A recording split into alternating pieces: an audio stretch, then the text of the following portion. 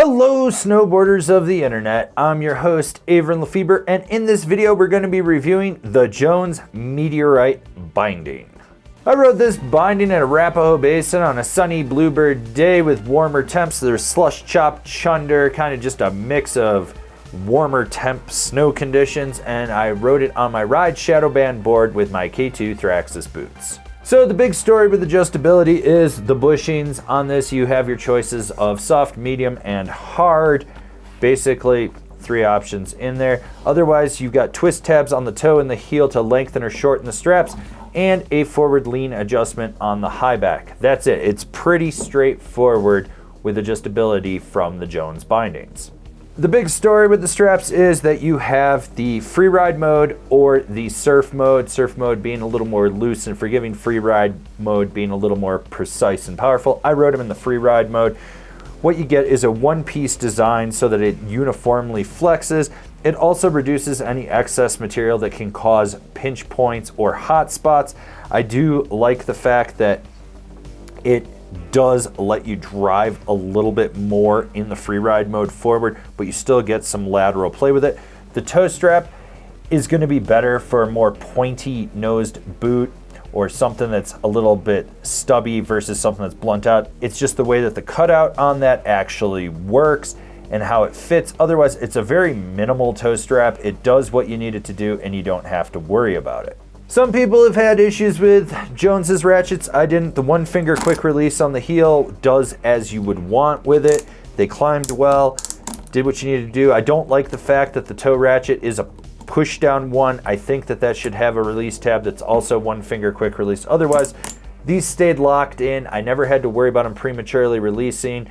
There weren't any issues with them sticking when I was feeding the ladder strap in. With the way this high back's designed, you're gonna get a lot of lateral play on it. You got that micro wing that you can really push into. There's some good cupping so it fits around the back spine of the boot, but when you push straight back, you get a more rigid flex. The forward lean adjustment is super easy to use. You flip it up, slide it down, slide it up, flip it back up, and it's locked in. At the end of the day, it's a high back. It does high back things.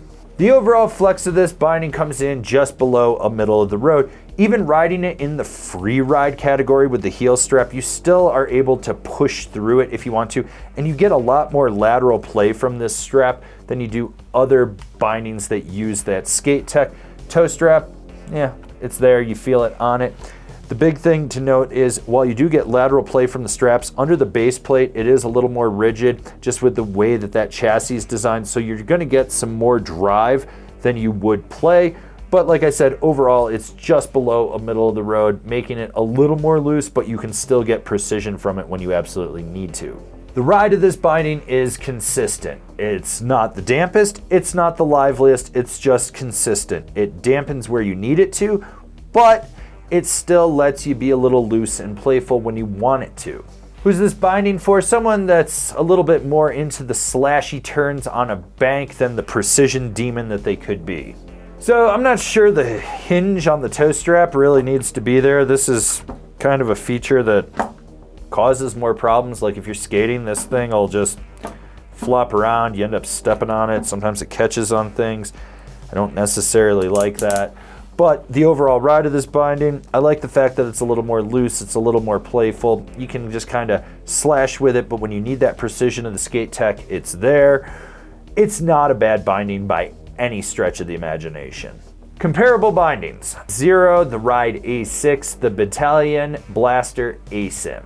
This has been my review of the Jones Meteorite. Do you agree? Do you disagree? Do you own a pair? Are you gonna buy a pair? Leave me a comment down below. Let's have a conversation about this binding. If you're new here, remember to subscribe, click the bell, get those notifications. That way you're not missing any of the videos we got coming out for all you snowboarders of the internet.